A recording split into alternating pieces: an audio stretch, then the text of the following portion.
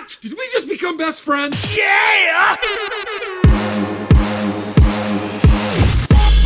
One is a t-shirt queen, and the other is an SEO and web developing ninja. And both of these squirrels are a little nuts. You're now listening to the More Gooder Ideas podcast, a show for the small business hustlers worldwide, encouraging you to be your most authentic self. This is the place where your whole story matters. Come for the tips and stay for the fun.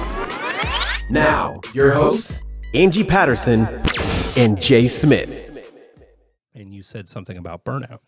Yeah, I think when I was brainstorming if I had anything to bring to the table today, that was something that I kind of thought about us. Like you said, I feel like you never burn out. I feel like you're always ready to take on the next job and you're ready to go and let's do this and let's do that. And I only feel like that some of the time. Okay. And so maybe that would be a good topic for our 1 million international viewers is what is burnout? How can you push through it? Man. How can you overcome it? And maybe just some tips and tricks about... Gosh. Everybody's so different. And I won't say that the way I avoid burnout is good. I'm not. I recognize in myself, like 25 years in managing people in trucking and logistics, I was constantly 100% of the time burnout. Always. Working crazy hours.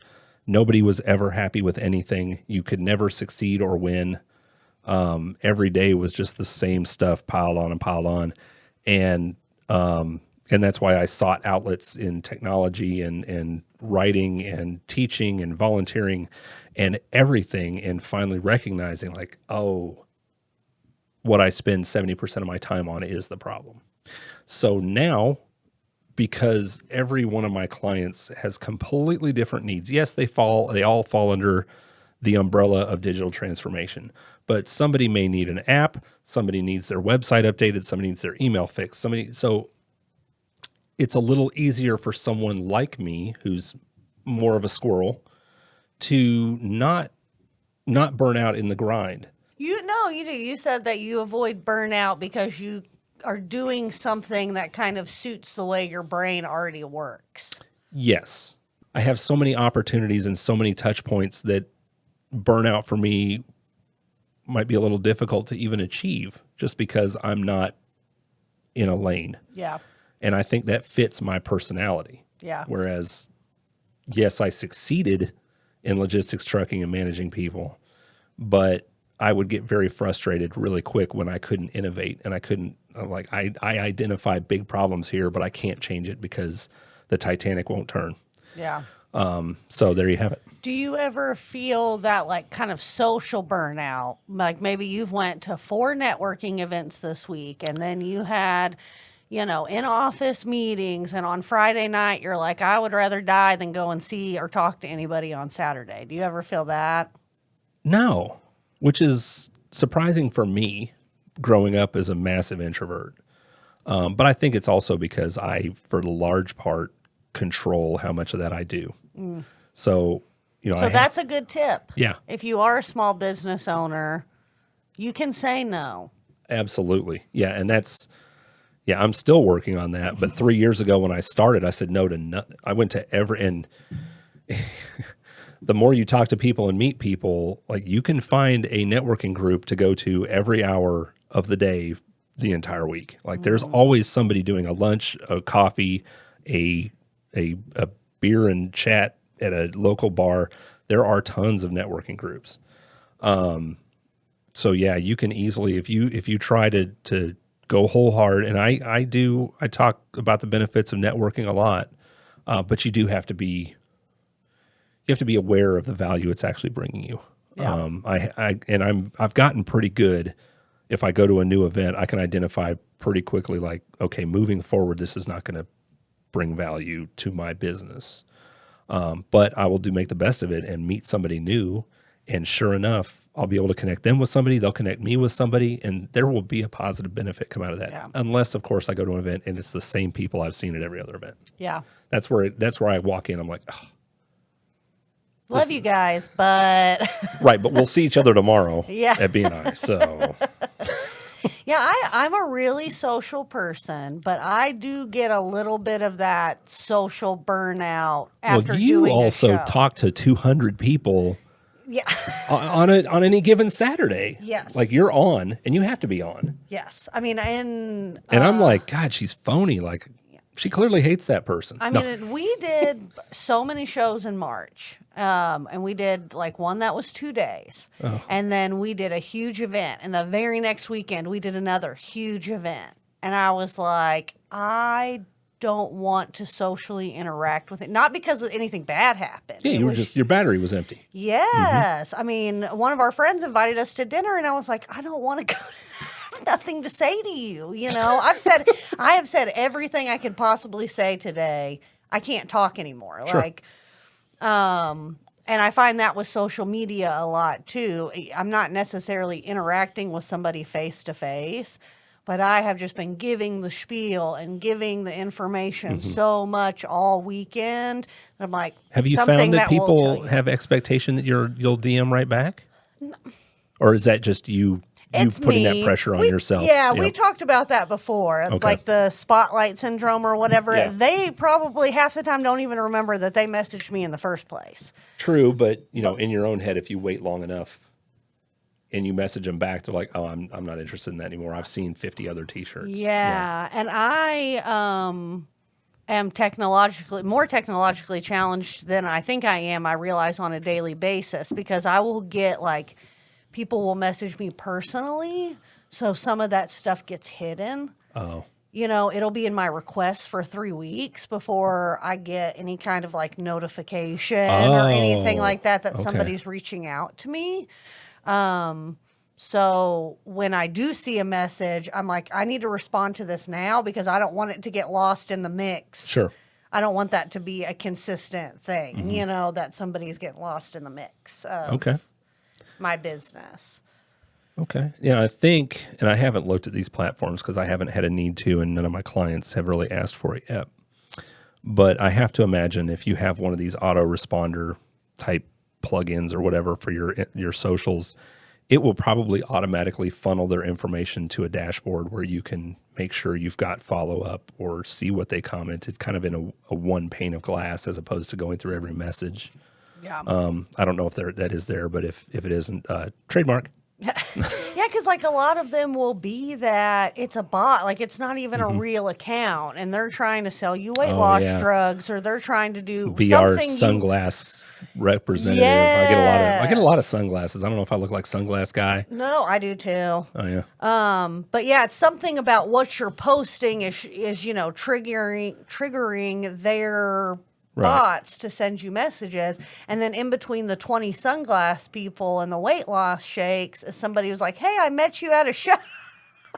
Like an actual person who wants Screw to you, talk bot. to you about stuff. And you're like, oh my gosh, this was 6 weeks ago. Like they probably don't Exist. They don't even remember who I am at this point. Right. And I'm like, oh, hey. And I don't want to be like, you got lost between the sunglass people and the weight loss shakes. People get it. But yeah, I think business, and like you were kind of saying earlier about being able to say no, like I have business hours. I have hours where I'm actively working and where I'm not. That if I'm doing a show on Saturday, I'm not going to respond on Sunday. So like maybe I communicate that better with my customers. Oh, maybe. I mean, if you were to set up an autoresponder, just have it say that. Yeah. Say, hey, I get a lot of messages. I also do live shows, so it may take me a day or two to get back to you, but I will. Yeah. Give me 24 to 48 business hours or whatever. Right. In the meantime, here's my link. Go buy some shit. And Please. the more you buy, the more likely I am to respond to you. Great actual segue. Because I think We should change the name of the podcast. One actual segue per week. We promise. We'll figure it that out. actually makes sense. I think something that has happened to me and happens to a lot of people with small businesses, especially if you're in your first, couple years, is burnout happens because the hustle is so crucial to your financial health that maybe you do. Like for me, I'll have a couple back-to-back shows where I do really good, and that financial stress is lifted a little bit, and I can breathe, and I'm like, Right. I don't have to post 6 times on Instagram today to try and make Sure. my house payment because my house payment's already met. Yeah. You know, I feel that. I get that. I think that's, I believe it's a form of burnout because it's like I've been hustling so long and now I'm actually doing okay. Maybe I can take just a little bit of a step back. Okay. And say, okay, I can take my actual day off, or I can actually work during my business hours and not keep responding to emails all night. Okay. Super awesome. Yeah, I guess. You guess. But, social media is tricky that way because then maybe you take a little bit of breather and then you start trying to post again and you're not getting Oh, yeah. You got to start back at the bottom of the hill. the It's engagement. Like that boulder that rolls over you, and you got to start pushing it back up like Sisyphus. Yes. Sisyphus. So I'm trying to figure out how to overcome that, like how to have a little bit more of that, because I love what I do. I'm not in the situation where I'm like, oh my gosh, I'm so sick of making T-shirts. I love making T-shirts. I love going to shows. I love interacting with my community on social media. So how do I kind of overcome that feeling of all I can do is watch body cam videos all day? That's been my new I'm like, I have so much to do. Maybe if I watch 20 minutes of body cam videos, That's the death trap. I'll feel I'll feel more ready to That's work. a well-known. I mean, if you watch the hustle culture people on YouTube, that's one thing they will mention every time. Is if you get bored or anxious or whatever, you pick up your phone and start scrolling because before you know it, you've lost. I mean, 20 minutes is probably on the low side because I've done it. I've done it. Like, start reading crap on Reddit or whatever, and sure enough, you just killed a whole bunch of time, and then the guilt sets in. I could have been doing this. I could have been productive. I could have this. I could have that, and it's almost like there's no medium anywhere. And the medium I have found is going outside in the sun and going for a walk. Oh. Because then I'm not, and of course, I put the earbuds in and I listen to a book or podcasts, and I'm not fully engaged in, smelling but every now and then I'll walk by, especially this time of year, I'll walk by a well-landscaped yard, and the smells will just hit me of all the plants and the flowers and all that stuff. I'm like, God, it's just really great to just be out here. What do you think the difference is, like mentally or emotionally, with doing that versus occupying your mind in a non-healthy way? Well, I think movement, blood flow, sunlight, when you're out walking and engaging, all of these things, you're not conscious of it, but you do have a lot more occupying your energy, like staying upright, not stepping on a rock, not walking on the uneven part where you're going to fall. Like at my age, you got to think about those things when Weak you're 12. ankles. Yeah. You got to think about that stuff. Paying attention, especially if you have earbuds in, to cars possibly coming behind you, coming towards you, what have you. And then of course, just all of the stimulus out there, the birds and the plants and the smells, and then the traffic you see as you're heading to a bigger street. So I just think there's far more.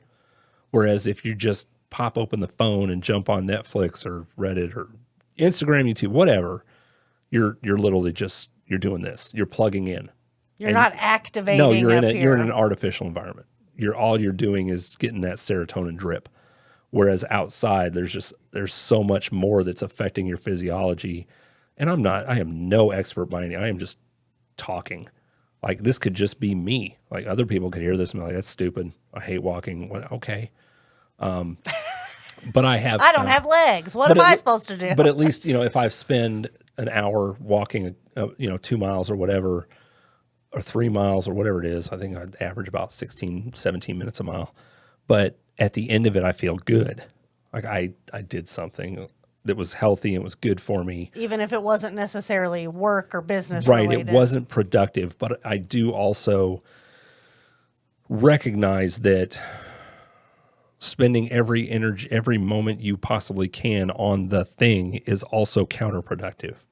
You have to break the cycle and stop looking at the same thing. You get snowblind to the thing you're working on, or the process, or t-shirt designs, or whatever, and actually stepping away and stopping all that can help you be more productive because you come at it with fresh eyes. That's a great tip. It's not me.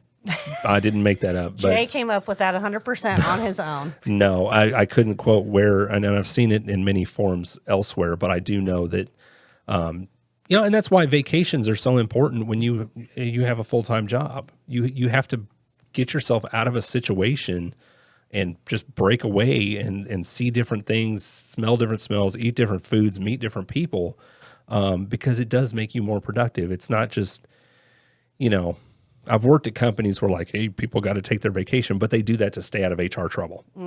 Because, if you're not letting people take their time off, which a lot of companies don't really, they do, but wink, wink, nudge, nudge. They force your hand a little bit. Right. You're not, oh, well, promotions are coming around, all that kind of stuff. But I think forcing the more progressive companies that recognize the creativity in their people, that's why they force you to take time off, because they know that you got to break out of that and refresh and be a human. Yeah. You can't be a cog. You're not a machine. Yeah. Like, it doesn't work. Like, we break down a lot quicker when we try. I mean, if you ran your car 24 hours a day, it would break down a hell of a lot quicker than it would, running it normal. Yeah. Speaking of non-good segues, I do have a new license plate now. That's my vehicle. I mean, that is was a fully sort of illegal. segue. At least we were talking. At least I said car, I guess. How can you even recognize in yourself, or is it already a problem before you say, oh shit, I'm stretched too thin here? There's definitely, for me personally, a little bit of like manic tendency to it, where I will have weeks or days or months where I wake up thinking about my business, motivated, doing the things I need to do until I go to bed.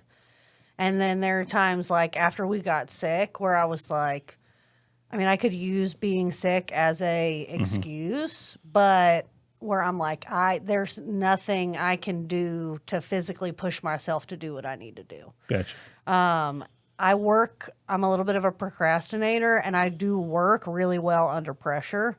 So sometimes that will kind of help me have a breakthrough of, I haven't done anything in 2 weeks, but I have a show in 2 days. Oh, wow. So now's the time. Yep.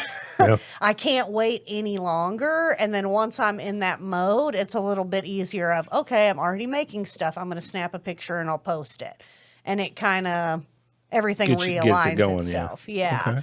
Okay. Brute force.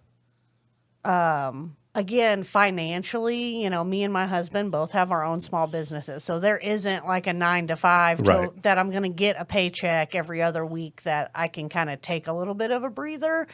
And I always tell people who have talked to me about starting their own business or quitting like their day jobs, there is no better motivation than the dollar bill.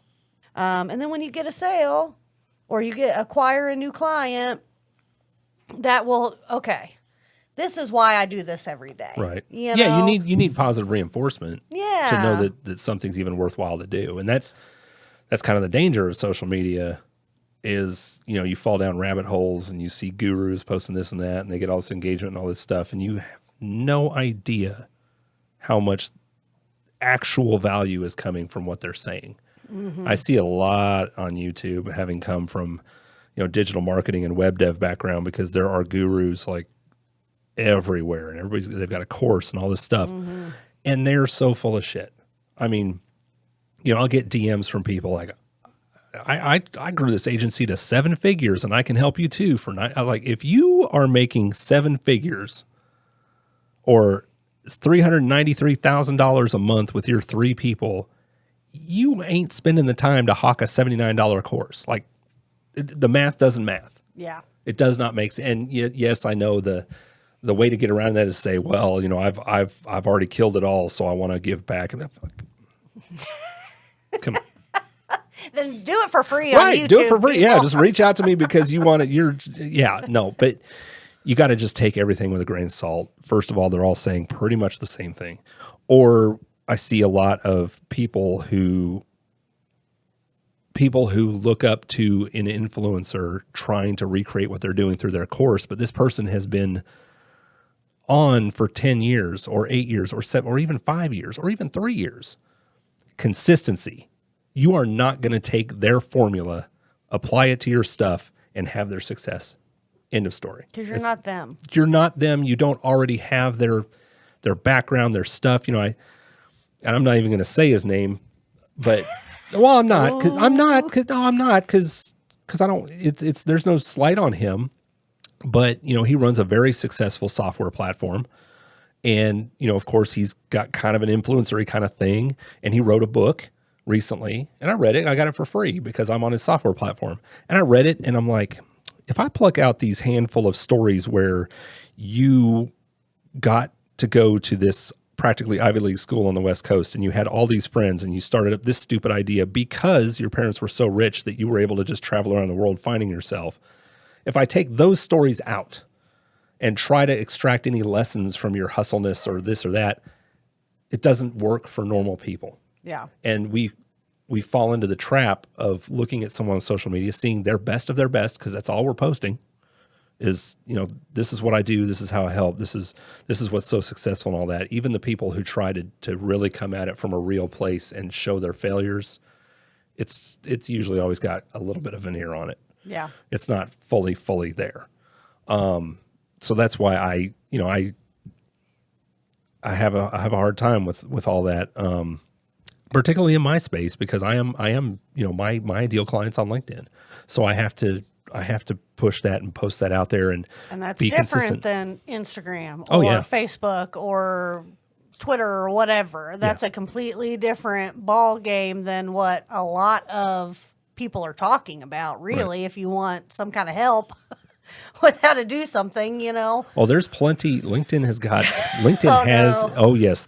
Oh no, they have their own influencers. Oh yeah. Oh no. Oh, it's big time now. That sounds insufferable. It's a little bit. No offense, LinkedIn. No, it's a little bit, but it is. Well, the people on Instagram are insufferable too. So there is a well-known cadre of people who are very, very big LinkedIn influencers. Grow your this, do your that, grow your this. But for the majority of them, if you look back, they were part of this group that is all did it. You know, they did it as a group. They supported and liked each other's stuff, or they come from a massive company where they had a very big megaphone, where they were the marketing manager at a massive software or something. So that's going to naturally grow your audience. And then over time, you start doing your own thing, and then you leave them and you start your own thing. And now all of a sudden you're an influencer. But to package that unique experience up and say, for just $1,999, I can teach you how to do this too. No, you cannot. no. But I'm probably being a little too direct about it, because I'm sure some people get success by following those. But I think you can't say this program did 100% of this. Yeah, I was going to say, you have to kind of know the boundaries of Yeah. it. Because, like, I took a course about how to make T-shirts and how to market your T-shirts. And it was much more reasonably priced than any of the ones you're talking about. But they do say, this is how we did it. This is what we found successful, and you should try it. But here's other things you can do. And here's other ways. And you have to, just like any other job, you have to take what you already know Yep. and the skill sets you already have and add those together. And Right. there's no exact formula. Everybody's formula is going to be a little bit different. Sure. Well, I think another challenge that comes out is a lot of people who are very good at not gaming social media, but knowing how it works and doing it appropriately to gain influence and all that are very young. They grew up with it in their hands. We old. What they don't have is practical experience. Actually, being like I see, I work in automation. So one of the large, like one of the big things, when people finally burned out on social media marketing agencies, because that was the hotness on YouTube for several years, you can start your own this and manage Facebook ads. And that's why you get hit with that constantly, because people are just pushing that out. But now a good portion of people are going after AI and automation. Let me build a chat bot. Right. or That's your what they think is website. automation. It's not automation, but it's a chat bot. It's just they know how to use software better than you. They're not really building automation. But what they're approaching small business owners with, they don't really they're not speaking in realities. They haven't worked. Some of them have. Some of them came from like an HVAC background or a roofing background. And so they have a little bit more understanding of what's really required. But a lot of them are just like, lead gen, I can help you do this, I can help you do that, I can cut out this many hours and all this stuff. And they're just like, I'm just like, if you actually went into a business with 100 employees, actually went there, like I can automate 60, 70% of this, and then you won't need them and this won't work and you won't have to do all this. Like couldn't be wronger. You could not be wrong. It does not work like that. And a small business person, it's like a snowflake, right? I mean, a small business can be somebody who has 100 employees in a building. Yeah. And a small business could also be a tired, ragged out mother who has a sweatshop at her mother's house. You know what I mean? Like, what I need for automation or what I need somebody to help me do is completely different. There's no formula. There's no exact formula. And this, 20 videos is going to change your life wherever you're at on this spectrum. Right. I would say, much like you did. So you took a practical course that showed you the nuts and bolts of how to do something. Yes. The majority of the courses I do also, whether it's learning how to, learning email marketing or something where I'm learning the nuts and bolts. The whole, because what really gets me is, any course I see out there, it starts with a module on mindset. AKA the beginning of a cult. Well, because that's what cults do too. No, I think it's at first, it's just kind of. We're talking about multi-level marketing now. Well, they're all the same. If you're not selling stuff, it's your fucking fault. You're a piece of shit. Well, jump off a bridge because it's all your fault. What it does is it presupposes that if you fail, it's because you finally gave up. Whether that's 1 year, 9 year, well, no shit. I mean, that's like predicting a meteor hitting the Earth. Giving up is not always failing. No, it's not. No, it's not. Actually, like recognizing and that something's not going to work, and giving up, that can be the best decision you can make. You just got to do it with eyes wide open, but not get into that sunk cost fallacy that we've talked about before. I've gotten quicker about it as I've gotten older. I definitely used to hang on to something, an idea. When I was building an app with those guys, building that privacy app, like spent way too much time on it. And it ended up just fizzling out. And 3 years later, like I had learned a lot, but it had never brought me anything. So yeah, I should have really taken time. And that was at a time when I was still working full time, managing people and working on this thing every waking minute I had otherwise. So I didn't take the time to reflect on, is this going to bring value? Is it bringing value? Maybe it's not. It's I'm committed to this and I'm sticking, or I'm quitting. Maybe it's somewhere in the middle. Like, hey, if this is going to continue, these things have to change, or we have to at least go out and validate this idea or something like that. But I think taking the time, going for a walk, unplugging, whatever, because, going back to the whole grab your phone and get on social or start watching YouTube or whatever, now what you're going to see is what you always see in the algorithm, which is the things you're obsessed with, the t-shirts or the marketing or the automation. And so now it begins reinforcing the idea that you're just not trying hard enough. You suck. You haven't found that niche. You haven't. Oh, that's done this such that's a great point to bring up, because it does. It's just rubbing it in your face more. Yeah. What you are trying to accomplish, but maybe what you haven't, like the perceived success of it. Right.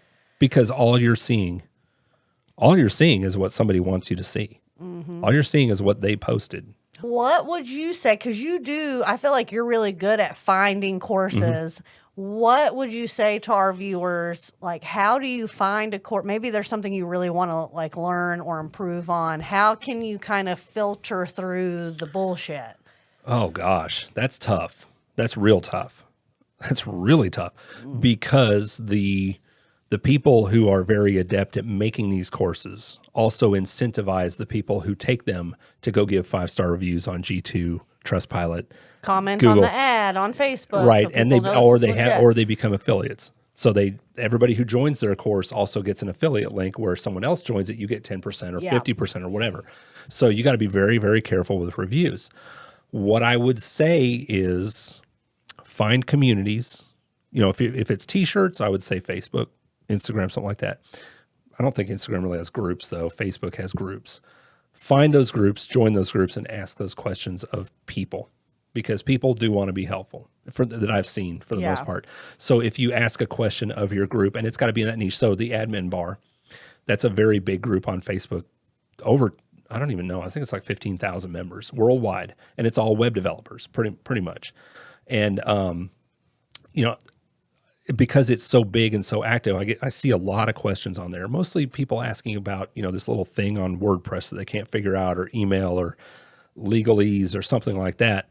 But I think that's a far more effective way. Don't be reading reviews, because they're fake. I mean, a lot of them are fake. And I'll say this little trick. So if you're on YouTube and you see this influencer keep popping up because you've shown interest in something, You pause too long on the video. right? So you keep seeing it pop up, and you're starting to get interested. Now it's in your Instagram. Now it's your Facebook. And what a lot of people will do is search, is such and such a scam?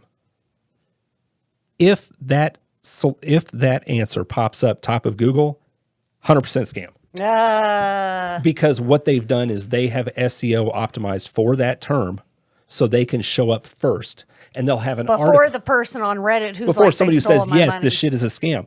So they'll show up first, and sometimes it'll look like a blogger who's not affiliated or whatever, but they've got an affiliate link, or they're selling another course.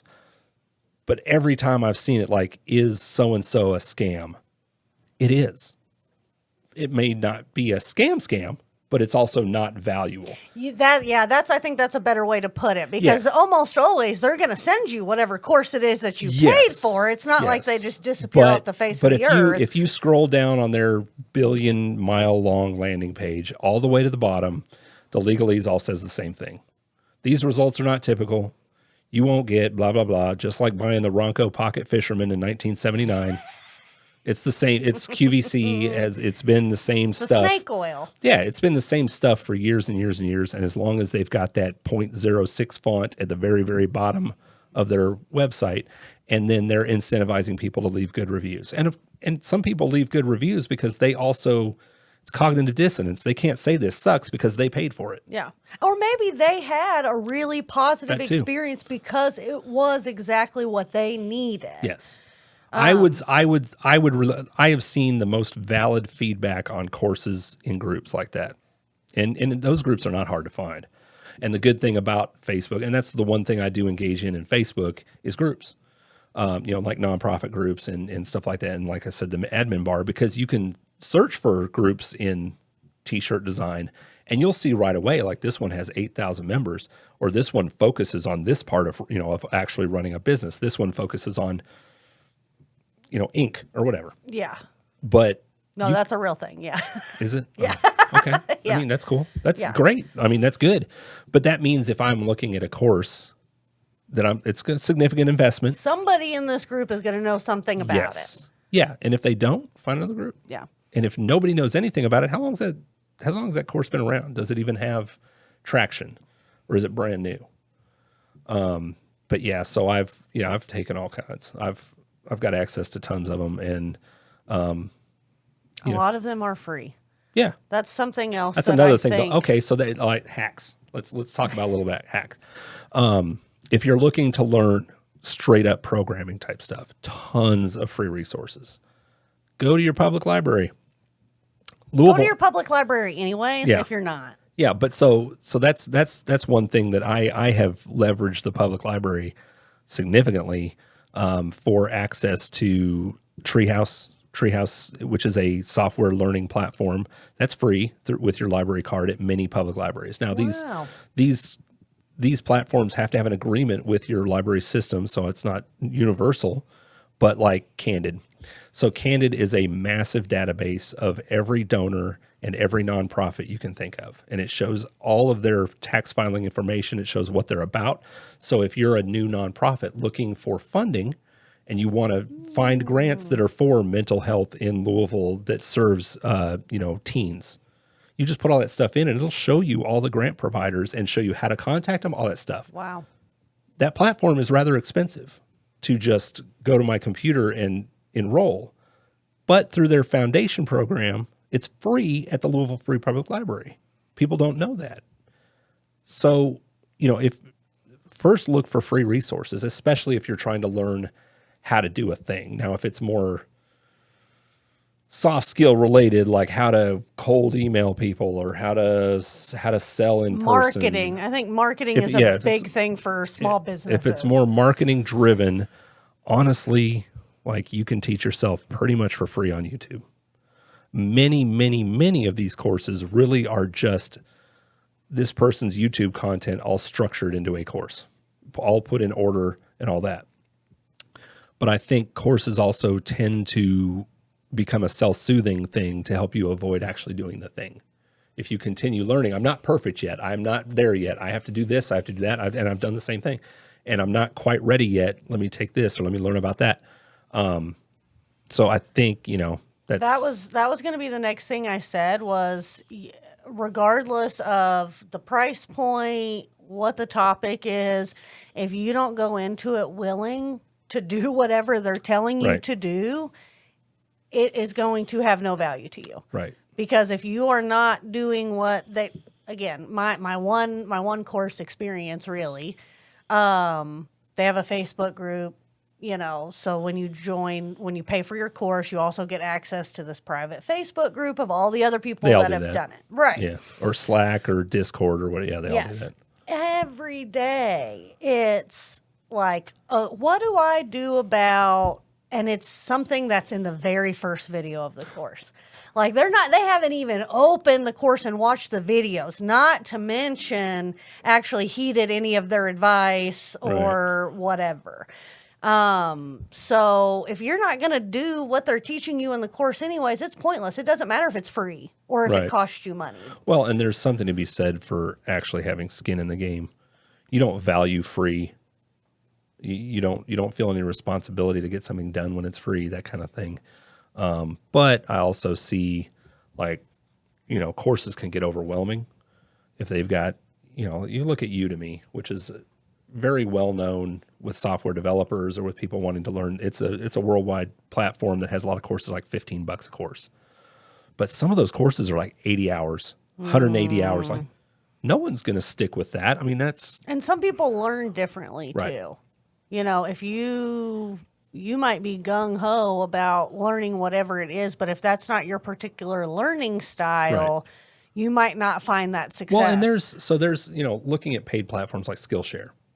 And Skillshare has a lot of creative courses on it. You can get, I think it's a 30-day free trial. That's plenty of time to take a course. Yeah, and see if that's even something that works for you. And it's reasonably priced. So if you like, oh, that was great, and here's a bunch of others, subscribe. It's a month to month. It's not gonna kill you. But if you find something that's on there and you're like, oh, I can't afford $30 a month, that's fine. Do a free trial. And here's another hack. So use a platform called privacy.com. I use it extensively. I have used it for a very long time. And what it is it's virtual credit cards. So what you do is you hook it up. Are you telling people how to steal? It's legal. Nope, not at all. No. Identities? No. No, privacy.com is virtual credit cards. And what it does is it hooks up to your PayPal or your banking information. And you say, okay, I'm going to I need a credit card number because I want to join this platform. But I don't want to be surprised next year when I didn't want to re-up and I forgot about it. And all of a sudden my credit card is charged $350. So you go on privacy and you create a virtual credit card and you can set it up for one-time use. You can set it up for a maximum per month, a maximum per charge. So they can't keep drawing money off. Because a lot of these platforms really rely on you forgetting about it, or they make it insanely difficult for you to cancel. Like you got to talk to so-and-so and all this stuff. Every time I sign up for something, I use privacy.com. And sure, and That's a life hack. Oh, it is, because you get a 7-day free trial. Okay, cool, but you have to put in a credit card. I can watch this whole season of the show in 7 Well, days. I don't need to. It's not just that. It's like, okay, I want to assess this for 7 days, but I don't. It's relying on you to forget and not be on top of canceling that. But if you go in and create a virtual credit card and you say $49 is the max charge on this card, I'm paying for a 7-day. And sure enough, on day 7, they're going to try and charge that card again, the $600 or whatever for an annual subscription. It'll fail because that card will not allow it. And they'll send you email after email after email. But that's how I avoid the poison of, and especially the annual ones, because they are really relying on you to forget, and they don't care. And they also, especially, there's some out there that not only, like, a lot of platforms are pretty good about if you can't want to cancel, there's a button, just cancel, which it should be. Some of them make it very, very difficult. They hide it, they bury it, they make you reach out to customer service, especially if you're in that last week. And you're like, I'll pay until I die if I have to call a customer service line. Right. Or they will not be responsive. They will not. And then your annual subscription will just automatically charge because you've been trying to get a hold of them. Use privacy.com. And some banks actually have virtual credit cards as part of their platform. I don't think they make a big deal out of it or make noise about it. But I think Chase maybe and US Bank, they have virtual credit cards, and it's tied to your actual money. But you can say, like, I can go into privacy right now and just pause all of my virtual credit cards, and any of my accounts that are tied to them will not be able to charge. Nice. Or I just delete them. And nice. That's the way to fight back against, platforms that'll automatically charge you even though you're not getting value from them anymore. Yeah. And I think that goes for, like, I don't know a better term than, like, programs. If when you're doing things digitally, regardless of what your business, you're paying for Adobe, and then this platform has something really specific that's easy for you. So now you're subscribed to that, and they're charging you $10.99 a month. And then, oh yeah, I mean, oh yeah, we've become a subscription culture. That's what every software developer wants to build, is recurring revenue. Yeah. Yeah. That's a great tip. I would say my hack would be really knowing what you actually are trying to learn. We've talked about this a lot with, like, your web developing experience. Like, people think they need a website, but actually what they need is X, Y, and Z. If you need to know how to market your product, that's a really big umbrella term that could kind of drive you in directions that you don't actually need to go. Here's what I would say. Before trying to learn it all online in a vacuum by yourself from people who came from completely different backgrounds than you, completely different skill sets, different motivations, they had different money, all this stuff, find somebody, ideally locally, if not online, who is in your sphere, who has done the thing, and just ask them. People will help. Anybody asks me anything, I'm an open book. I love helping people. It doesn't bother me. This is not a fixed mindset. There's not a certain amount of pie for all of us in the world. Like, there's opportunity for everybody. Amen. So find somebody and ask them, and just say, hey, I'm thinking of starting to get into t-shirts and all that. Now, if some people be just like, no, don't do it. It's terrible. Sucks. Hate it. Okay, find somebody else. Find somebody who's still doing, like, if it sucks, why are you doing it 5 years later? Like, you're making money, clearly, like, It's called gatekeeping. Right. I mean, you're going to sniff out a gatekeeper pretty quick and then just move on. Somebody is going to be helpful. Facebook groups. Those absolutely. Communities, it sounds like cliche, but a lot of those groups really do. It's a community of people trying to help each other, and they have empathy and understanding of what you're going through, and they want to help. They want to share the knowledge. And they also would love to help you not get sucked in by something they've done. Yes. In many cases. Yes. Like, don't take that. Don't waste your time on this. Here's all you need to know. I see that a lot, that comment like, oh, you're thinking of taking this $2,000 course? Here's 5 items you need to know. You're done. Like, that's the whole course. Go on YouTube, learn these 5 things. You don't need that. Yeah. Or equipment you need or whatever. Yeah. Like, I think people like you said, people like being how I do. Yeah. I like telling people what I know because, like you said, we're all going to win. Right. Most things are not so far out there that somebody you know or somebody that you know knows somebody who is doing something at least similar. Oh, yeah. I mean, unless you're reinventing the wheel or something, which in that case, another life hack, be careful. Yeah. Who's asking for that? So take us out. Thanks for being patient with us and tuning back in. We love talking to you guys, and we hope that what we talked about today somehow made sense in the real world. I'm Angie. And I'm Jay. Thanks for watching. Thank you. Thanks for checking out this episode of the More Gooder Podcast. Make sure to follow us on Instagram and Twitter at More Gooder Ideas and search us up on Facebook, the More Gooder Ideas Podcast. And don't forget to like and subscribe on your favorite podcast platform so you never miss an episode.